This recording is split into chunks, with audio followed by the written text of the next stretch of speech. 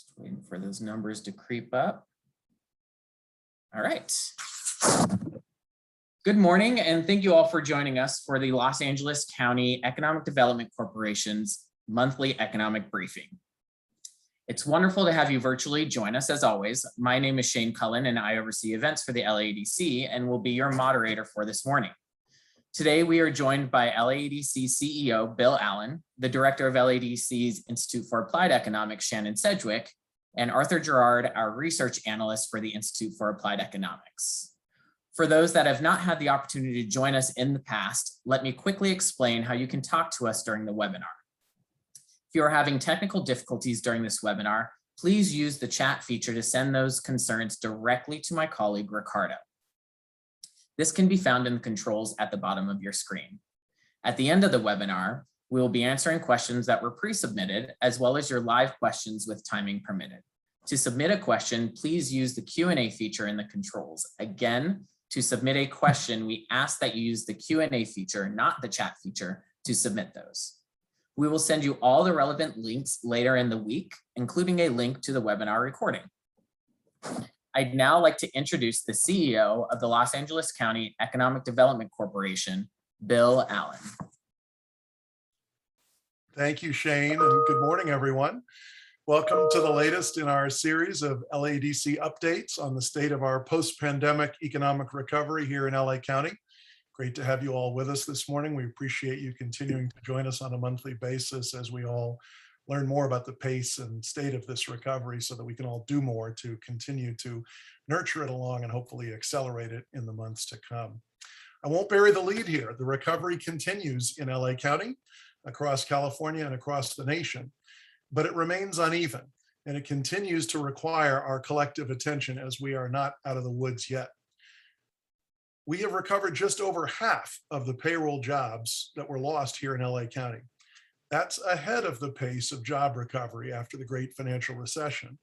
But we still have a long way to go as we lost so many more jobs here in LA County due to the pandemic than we did during the financial recession. About twice as many, in fact. To be exact, more than 772,000 of our neighbors lost their jobs as a result of this pandemic. And we've only yet recovered just over 400,000 of those.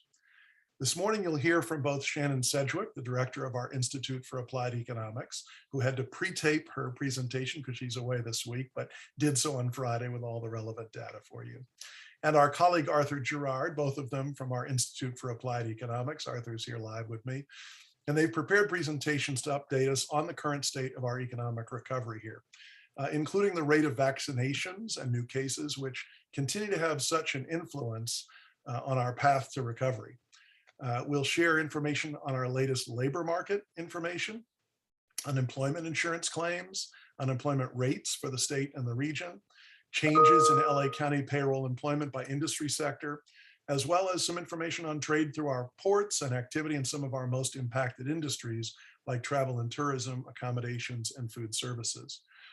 As I said, we continue to make progress in our economic recovery, but the pace of that recovery is definitely continuing to show a relationship to the course of the virus and the extent to which we're all getting vaccinated. These vaccinations impact our ability to reduce both the spread and the danger of the virus, as you'll hear from our economists. We're doing pretty well, as you'll hear, in California and LA County in terms of getting first and second dose vaccinations, but we do yet have a ways to go. And until we do, spreads of things like the Delta variant are still having an impact on our travel and tourism industry. The industry reported just last week a rise in cancellation of both business and leisure trips. We still have very little international travel in the region. LA is truly a world city. Our region is visited by an enormous number of international visitors who are the highest spenders in our region and support much of our accommodation and food service industry here, as well as retail trade, arts, entertainment, and recreation. And until we can get domestic travel back up and international travel, which is still way down, we're going to see a slow recovery in those sectors. August employment numbers in our region brought some encouraging news with the addition of more than 55,000 payroll jobs here in LA County. That's really good news and a higher rate than recent months. But it's important to note that the vast majority of those, over 39,000 of them, were in public education as our schools reopened in August. We're thrilled to see our schools reopen and our students and teachers back in the classroom, but it'll be a while before we see the hoped for impact of that on our private sector economy. The second largest increase in payroll jobs was in our signature entertainment industry here, with motion picture and sound recording up over 6,000 jobs, including broadcasting as well, as production has resumed for the new season, and that's really, really good. But gains in other areas, as you will hear in specificity from my colleagues, gains in the private sector, other than entertainment, motion picture, sound recording, were relatively modest and continue to show a relatively slow recovery in some of our hardest hit industries like accommodations and food services, arts, entertainment and recreation, and wholesale and retail trade, which actually lost jobs month over month in August. Shannon will also touch a little bit on the latest course of inflation in the region and on the state of various unemployment insurance programs and eviction moratoriums and rent relief programs, as these are all, they've been very important to the economic recovery to date. And we still have many struggling neighbors and many struggling renters in the region. So with that little bit of introduction, let me turn it over to Shannon, who will give you her presentation, and then we'll introduce Arthur Gerard on our team.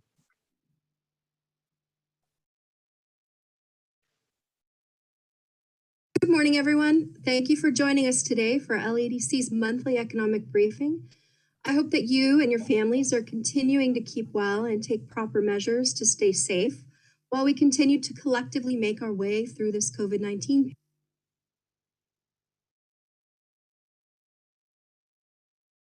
Good morning, everyone. Thank you for joining us today for LAEDC's monthly economic briefing.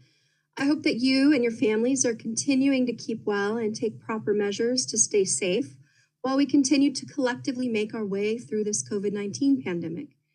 This week, I'm going to share a few slides with you to check in on some of our key industries and indicators. And Arthur, one of our research analysts at the Institute for Applied Economics, is going to share where we currently are in terms of COVID-19 cases and the latest local area unemployment situation in Los Angeles County in the month of August.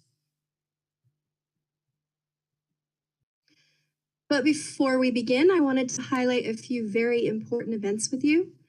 Our COVID-19 infection and hospitalization rates related to the Delta variant surge, they're declining. Last month, we were experiencing an increase in the number of infections related to the Delta variant, especially in younger cohorts and those who were unvaccinated.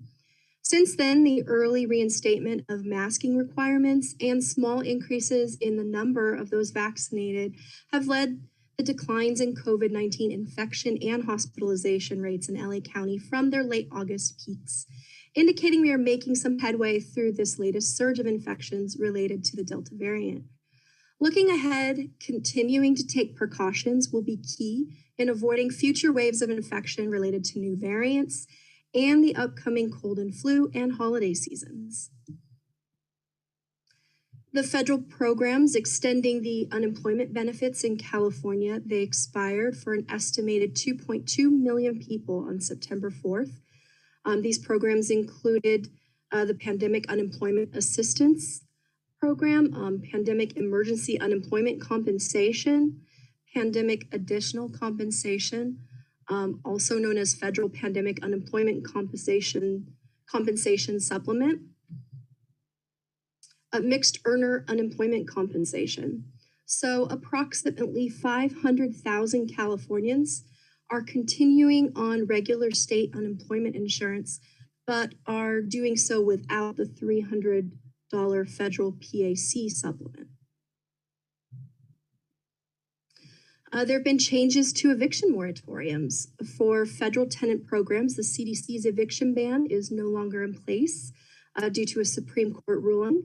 But government-backed mortgage buyers, Freddie Mac and Fannie Mae, have prohibited landlords of multifamily properties with Freddie Mac and Fannie Mae-backed mortgages from evicting tenants until at least September 30th of 2021. However, there are still tenant protections that we do have in place at the state and local level. The California COVID-19 Rent Relief Program provides rent relief to California landlords and renters who have faced financial hardships due to the COVID-19 pandemic. And this program has received over 243,000 applications statewide, with more than 526 million of the 2.2 billion of total funds requested being paid out thus far.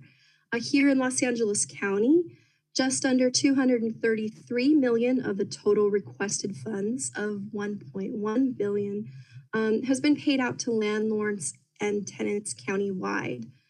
Now, California's current eviction moratorium, AB 832, which is the Rental Housing Recovery Act, ends as of September 30th, unless another program or extension is put forth. LA County has a temporary eviction moratorium, which places a countywide ban on evictions for residential and commercial tenants, including mobile home space renters. But this moratorium also sunsets along with the state program on September 30th, unless it's repealed or extended by the Los Angeles County Board of Supervisors. LAUSD mandates COVID-19 vaccinations for students. So last week, the Los Angeles Unified School District was the first large school system in the nation to mandate COVID-19 vaccinations for students. Now remember, LAUSD is the second largest unified school district across the US. And under their plan, students 12 years and older must provide proof of full vaccination by January 10th, which is the start of the spring semester. And children who've remained involved in school-associated extracurricular activities like sports, chorus, drama, and band, they have an even earlier deadline for full vaccination, which is Halloween, October 31st. And students who don't comply, they'll be denied access to campus and must transfer to independent study or find an education option outside of the LAUSD school system. Now, LAUSD's decision was likely influenced by COVID-19 case rates among children reported in late August, which showed a fourfold difference in the case rate between vaccinated children and unvaccinated children. The Bureau of Labor Statistics, they just released new monthly data. Prices in the Los Angeles metropolitan statistical area, which includes LA and Orange County, as measured by the Consumer Price Index, were up 0.2% in August compared to July of this year, and up 4.0% from August of last year. Increases in food and energy really led the way in the increase in the CPI. Food prices rose 4.1% over last year, with fruits and vegetables increasing by 6.5%.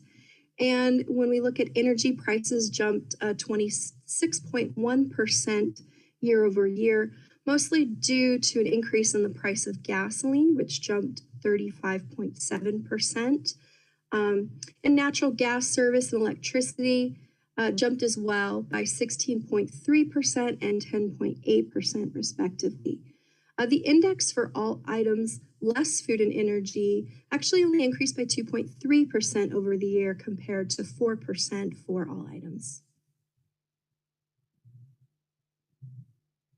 Here we can see that jump in the price of gasoline in the Los Angeles area, with prices rising steadily for all grades since the beginning of the year. I wanted to take a few brief moments just to check in on a few of our key industries in Los Angeles County, including global trade, travel, and hospitality. Here we have the value of two-way trade. So when we look at the value of two-way trade through the Los Angeles Customs District, we see that we've exceeded pre-pandemic levels. As of July 2021, the value of two-way trade moving through the district has reached over $47 billion.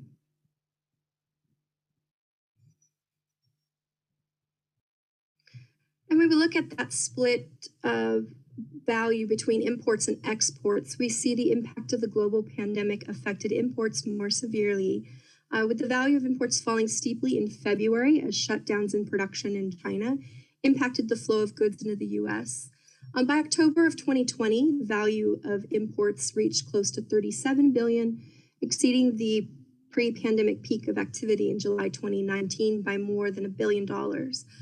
We see the value of imports declining again over the winter as case numbers, hospitalizations, and deaths rose worldwide. But as cases fell and activity resumed throughout this year, we've seen the value of imports increase once again, reaching $37.5 billion in July. Now, a good portion of the goods moved through our San Pedro Bay ports are in containers. In August of 2021, both ports combined moved 1.76 million TEUs. The Port of Los Angeles moved over 954,000 TEUs, and that's only a 0.78% decline of TEUs moved below August of last year, so very negligible. And the Port of Long Beach moved close to 808,000 TEUs in August, and that's an 11.3% increase over August of last year. Tourism is a key industry in Los Angeles County, and our hospitality industries are very dependent on not only our local residents for patronage, but also the millions of domestic and international visitors that spend their money on accommodations and at our restaurants while they stay here. Here we look at the number of domestic and international passengers moving through LAX. We can see that domestic travel has rebounded, but international travel is still well below pre-pandemic levels. More than 4.6 million domestic passengers moved through LAX in July of 2021, while only 923,000 international passengers moved through LAX the same month. Now, with that rise in domestic travel, we've seen weekly hotel occupancy rates rise in Los Angeles County, though we do see a slight decline in late July through August as people reacted to the surge in COVID-19 cases related to the Delta variant. As of 8/28, the weekly hotel occupancy was 69% in Los Angeles County. The other major hospitality industry besides accommodation is food service. And all capacity restrictions were lifted for restaurants as of mid-June. And we see that diners are returning, though they have been a little more cautious than what we see statewide and nationally. Again, we see the impact of the wave of the Delta variant in these numbers in August and the beginning of this month. As of September 19th, the number of seated diners in LA is still down by 41%. So that's a brief look at some of our key industries. Up next, Arthur will be sharing with you the latest employment and unemployment data for Los Angeles County. Arthur, it's all yours.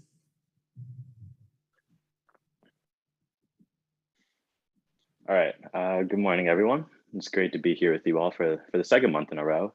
And Shannon just gave some great insight into the state of our industries here in Los Angeles County, as well as key indexes. And from those charts, you may have gotten a general sense of where we're at right now from an economic standpoint. So in this section, I'm going to get into some of the usual statistics that we monitor each month with regards to case numbers, vaccinations, employment, uninsurance claims, and more. So we'll start with case numbers in Los Angeles County. At the end of last week, the total number of positive COVID-19 cases in the county since the start of the pandemic had reached over 1.4 million. This accounted for about 31% of all cases in the state of California. However, on a positive note, last week federal officials stated that California had the lowest COVID case rate in the nation currently out of any state. And when looking at our data from the Los Angeles County Department of Public Health, we can see that the surge in cases from the Delta variant has been tapering off throughout the month. So there were about 1,300 recorded cases in the county yesterday, which is less than half of what case numbers were 1 month prior. The 7-day test positivity rate was just 1.6% over the weekend. Again, less than half what it had been in August. We're seeing some hopeful signs here that the reinstated mask requirements, as well as rising vaccination rates, are helping to slow down the spread of the highly infectious Delta variant.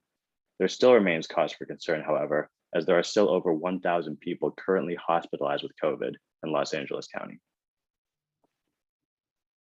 So on the topic of vaccinations, the data has been clearly showing that unvaccinated people are many times more likely to contract COVID-19 than those who have received their vaccine. The spike in cases over the past few months in California has overwhelmingly been driven by those who had not gotten vaccinated. And this is a story that we've seen playing out not just here at home, but also across the country. So while breakthrough cases are still possible, data from the start of the month showed that unvaccinated people were nearly 8 times more likely to get COVID than vaccinated people. The rate of vaccinated cases from the week ending September 4th was about 9 people per 100,000, while the rate of unvaccinated cases was about 71 people per 100,000. So vaccines are making a difference here in California, and those without them have been feeling the greatest impact from the Delta variant. Now, Los Angeles County is nearing 12 million vaccine doses administered. As of mid-September, over 3/4 of the population 12 years and older had received at least 1 dose of the vaccine, and 67% were fully vaccinated. Just 1 month ago, the full vaccination rate was 63%. So we've seen roughly another 300,000 individuals become fully vaccinated in the past month. Now, 82% of residents above the age of 65 were fully vaccinated, and 91% had received at least 1 dose. Currently, the plans for administering a 3rd dose of vaccine to the general public have stalled out in Washington, though this is still being recommended for those aged 65 and older. And in this chart, on the right side of your screen, we can look at vaccination rates mapped across Los Angeles County. These rates are quite high throughout the county, with neighborhoods in the hills, along the Pacific coast, and on the southeast side leading the way. Many of these areas have over 75% of their residents with at least 1 vaccine dose. The northern areas of the county on the other side of the San Gabriel Mountains still have slightly lower vaccination rates at this point in time. So let's move on to unemployment insurance claims. As Shannon mentioned, the last payable week for federal programs was September 4th. These programs included pandemic unemployment assistance, pandemic unemployment emergency compensation, pandemic additional compensation, and the mixed earner unemployment compensation. Furthermore, benefits from the California EDD's Fed Ed program ran out on September 11th. So with the end of these federally funded programs under the CARES Act, an estimated 2.2 million workers across California lost aid this month. Now, we haven't gotten enough data yet to see fully what the impact of these expirations will be, but in the week ending September 11th, we saw the lowest amount of claims filed since March of 2020 at the start of the pandemic, just around 24,000. Now, this chart provides an updated look at the total number of unemployment insurance claims in Los Angeles County, broken down by industry. We can still see that workers in hospitality, professional and business services, retail trade, and healthcare and social assistance, which includes daycare and home healthcare, account for the greatest number of claims filed. So the data in this chart actually comes to us courtesy of the California Policy Lab, which has been doing great and insightful research on unemployment insurance claims in California since the start of the pandemic. It shows the number of individuals in the state receiving unemployment insurance each week by the program type. So we can see that last year, at the height of the pandemic's first wave and the initial shutdowns, most of those receiving unemployment were supported by regular unemployment insurance, with the PUA program playing a large role by extending this aid to contractors, part-time or self-employed workers, gig workers, and other workers who didn't qualify for state unemployment benefits. But as time went on, the PEUC program began to support a higher proportion of those receiving UI. And in the early months of 2021, many UI claimants reached the end of their benefit year, and the number of individuals on regular unemployment insurance dropped dramatically, with PUA, PEUC, and Fed Ed supporting most of the claimants. So now that all these programs have finally reached their conclusion, we're going to be monitoring to see how the claims data evolves over the next few months and whether these continue to drop off. So now we're going to move on to the most recent employment and labor force data for Los Angeles County, which was just released last Friday. By the numbers, the labor force of Los Angeles County has yet to recover fully. We saw over 500,000 people leave the labor force at the onset of the pandemic, and numbers remained low throughout 2020. Things did turn around at the start of the year, as the labor force grew to around 5.13 million in February, which is a figure that actually surpassed the county's labor force for much of 2019 before the pandemic hit. However, we have been seeing a decline in the labor force throughout the spring and summer, with the total continuing to drop in August to just 5.02 million. But as Bill mentioned in the open, by the employment numbers, August continued our trend of recovery in Los Angeles County, with over 50,000 jobs added month over month. Total non-farm employment in the county reached 4,248,000 in August. As we said last month, the speed of job recovery has greatly outpaced that of the Great Recession, as businesses have been able to reopen and resume hiring. It was a concern whether the Delta variant spread would have a negative impact on employment figures, and this was the case last month, where county employment decreased by 11,000 jobs. But with this one lone setback in July, employment numbers have been growing every month since January, with roughly 240,000 jobs added in the county over the past 7 months. This chart shows the monthly unemployment rate in Los Angeles County. In August, the unemployment rate fell to 9.7%, the first time it's dropped below 10% since the start of the pandemic. August's unemployment rate is down by 7.8 percentage points from the last year, when heavy business restrictions were still in place. However, when comparing the current rate to that of August 2019, the pre-pandemic norm, we're still about 5 percentage points higher than usual. The California unemployment rate also reached a new low of 7.5% in August, down from 12.3% a year prior.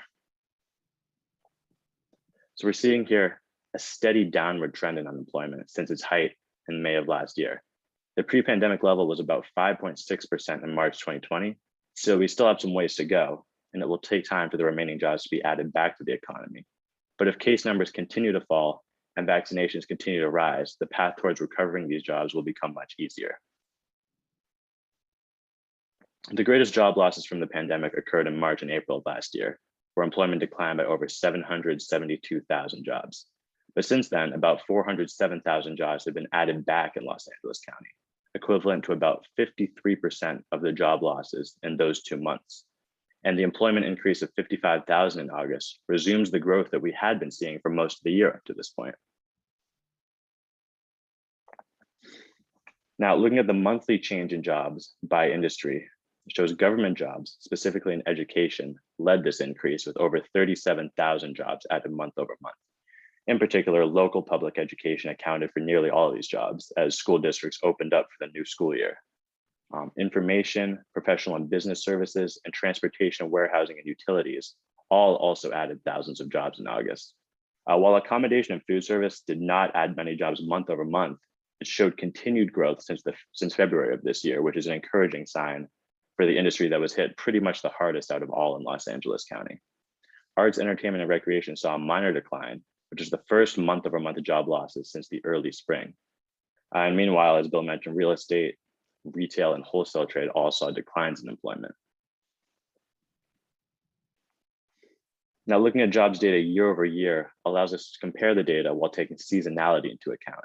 So here we can see how employment in each industry has changed since last August, when we were in the midst of the pandemic, and also since August of 2019 as a pre-pandemic baseline. So the overall trend here is that nearly every industry has a higher employment level than it did at this time in 2020, but just about everyone still remains below their 2019 employment level. Transportation, warehousing, and utilities, and healthcare and social assistance are the only 2 industries that have actually grown in employment since 2019. This makes sense as trade has been booming and healthcare has been a vital sector throughout the pandemic. Accommodation and food services and professional and business services are 2 industries that have gained heavily since last year, but are still far below normal, having only recovered about half of their jobs so far. Meanwhile, manufacturing continues to struggle in Los Angeles County, with 1,000 fewer jobs than the year before and over 30,000 less than 2019.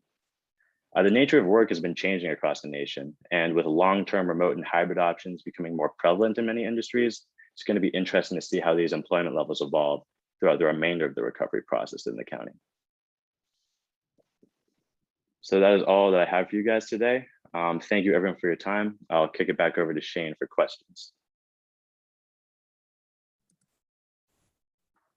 Thanks, Arthur and Bill. And Shannon for the both pre-recording and live presentations, and for that extremely important information that you provide to us every month.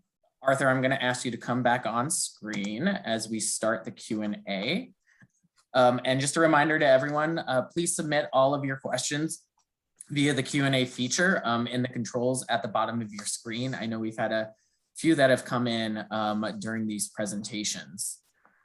So Bill and Arthur, I will throw out the questions and I'll let you two both take them as you see fit.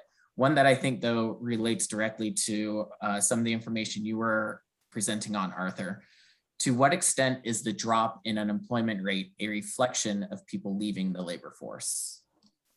I think that the drop in the unemployment rate, there definitely is. We do see some of that because in California, we saw that job growth actually, job growth in the nation, the job growth in California tripled the nation last month because entertainment venues reopened, teachers were returning to classrooms, there were higher rates of travel, but like somewhat paradoxically, we did see that, it didn't really go exactly as we expected. So there is some of that going on right now for sure.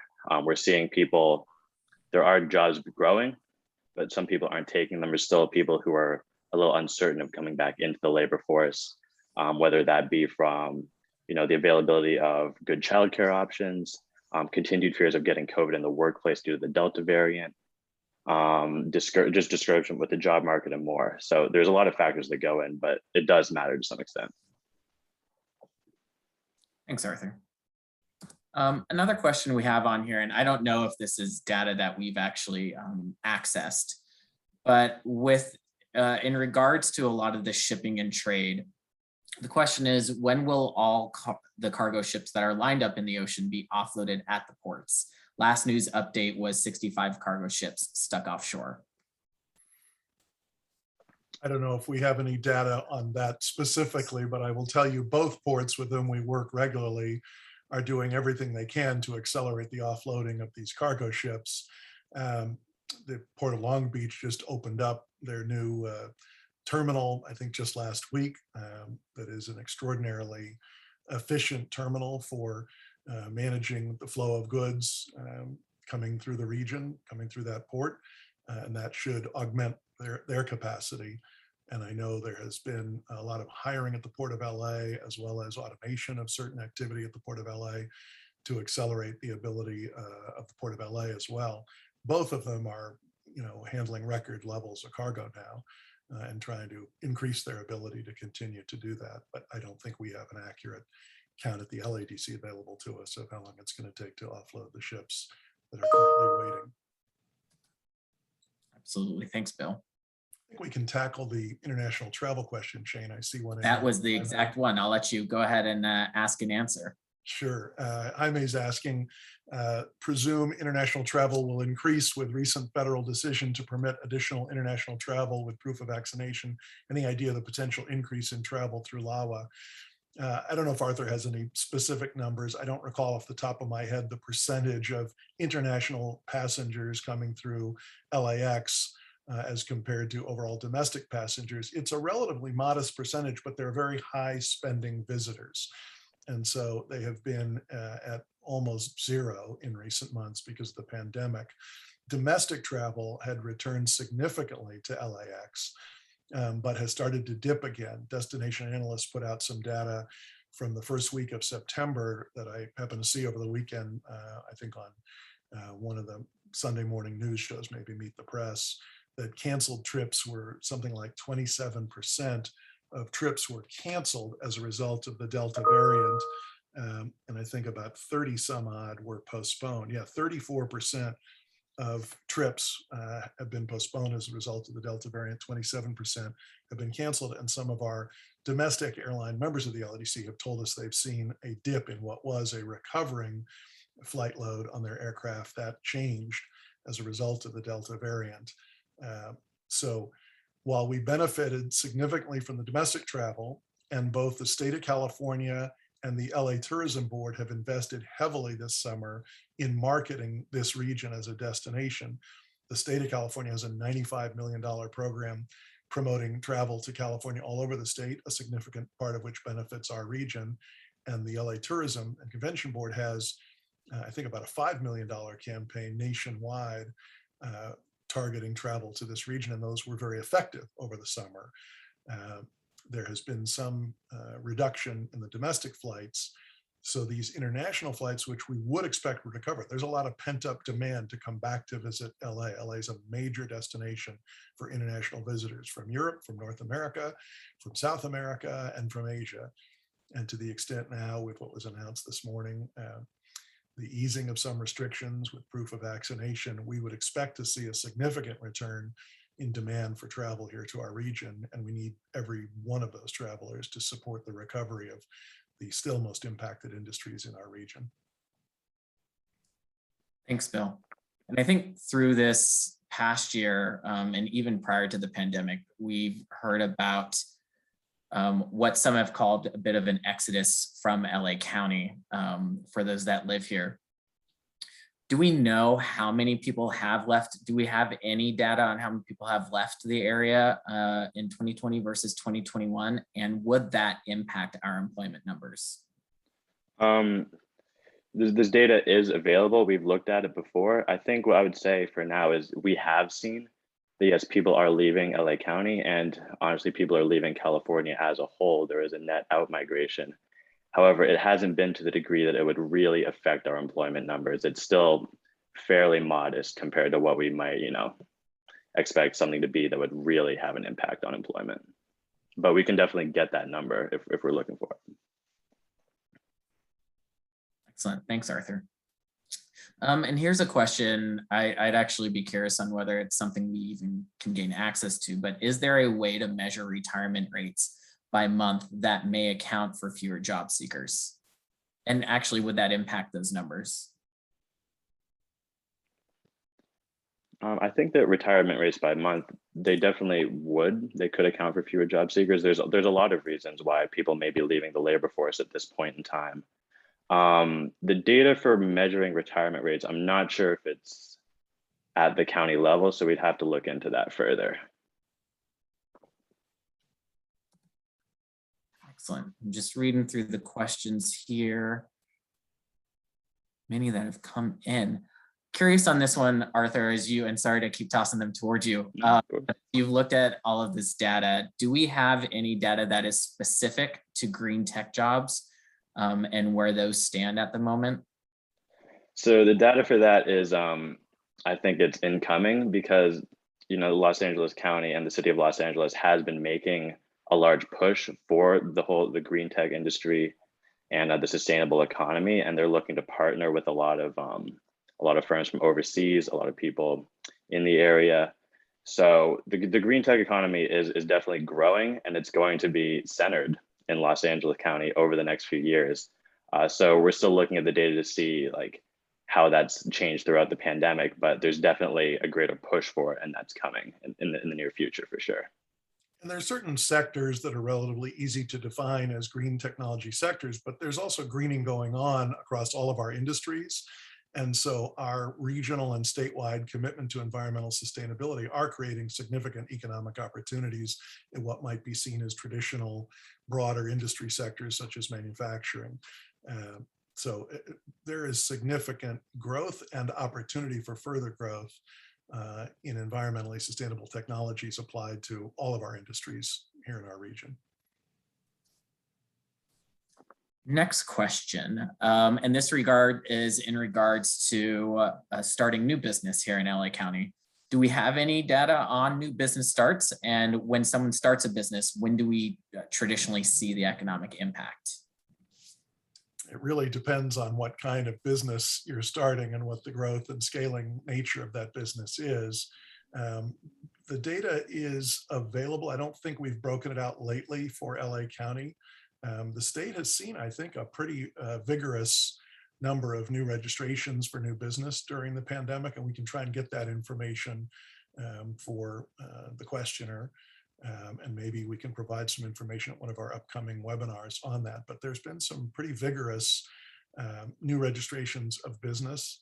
Our cities collect new business license information, those of the 88 cities in LA County who have business license permits, not all of them do. And of course, the state registers new businesses as well. So we can see what's available from that information. We do know a significant amount of venture capital is flowing, both seed capital and early rounds, A and B rounds are flowing pretty vibrantly into the innovation ecosystem of Los Angeles. And a lot of these companies are scaling quickly and reaching more mature rounds of investment and going public, either through IPOs or through special purpose acquisition corporations. So there's a significantly vibrant innovation ecosystem here. As we've talked in the past, there is sort of a tale of two recoveries here. Our technology companies are doing quite well, and certain sectors of our economy, certain sectors of our labor force are doing quite well. But the more traditional service sectors of our economy and more local population serving sectors are still struggling. The nature of our behavior as consumers, whether business consumers or individual household consumers, has changed. We've shifted our buying patterns to doing more online, more e-commerce, less patronizing of our local retail establishments, including restaurants. I was really concerned about that number that Shannon shared in her presentation, that seated dining in our restaurants is still down something like 30 or 40%, she said. We've seen other data that traffic in our retail stores is still down, and our personal services establishments is still down. And so these are areas where we're slow to recover the jobs that were lost as a result of the pandemic. And they're getting a lot of attention from the LAEDC. We have a Together for LA initiative augmenting our business assistance program. The Together for LA initiative is really a partnership of our business assistance program along with the LA Area Chamber of Commerce, LISC LA, and others, who are devoting extra resources, additional experts that we've hired, additional programs, webinars, technical assistance we're offering with help from Wells Fargo's Technical Assistance Fund through their Open for Business Fund, that is allowing significantly more resources to be provided to small businesses in the region. And this will need to go on for quite some time, as our small businesses who've been allowed to reopen have reopened with far less capital than they had before the pandemic.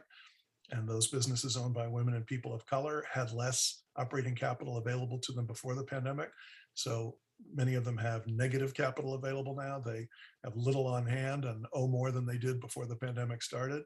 And so their ability to bring back their workforce is really constrained by that. So the more we can all do to support our local businesses with our own patronage, with the services of the various institutions represented on this call and our audience today can deliver to support these small businesses, the procurement opportunities that large businesses and government partners could present to these smaller businesses in our community, the sooner we'll help them recover economically and bring back former employees or new employees in the future, which will be a significant part of the long-term recovery of the nearly 400,000 jobs that remain to be recovered from the pandemic.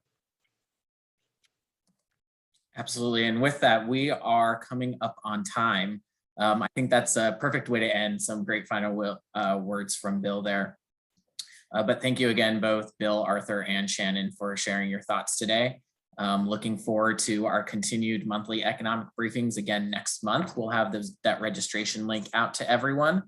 But if you do have any questions, please send those directly to us. You can email us. Let me pull up the slides again, so that way you have it on your screen. And you can send questions directly to me at shane.cullen@laedc.org. We also do have our research page, our ongoing resource page, laedc.org/coronavirus. Once again, thank you everybody for joining, and we look forward to having you with us next month. Hoping everyone has a wonderful week. Thanks everybody for being with us.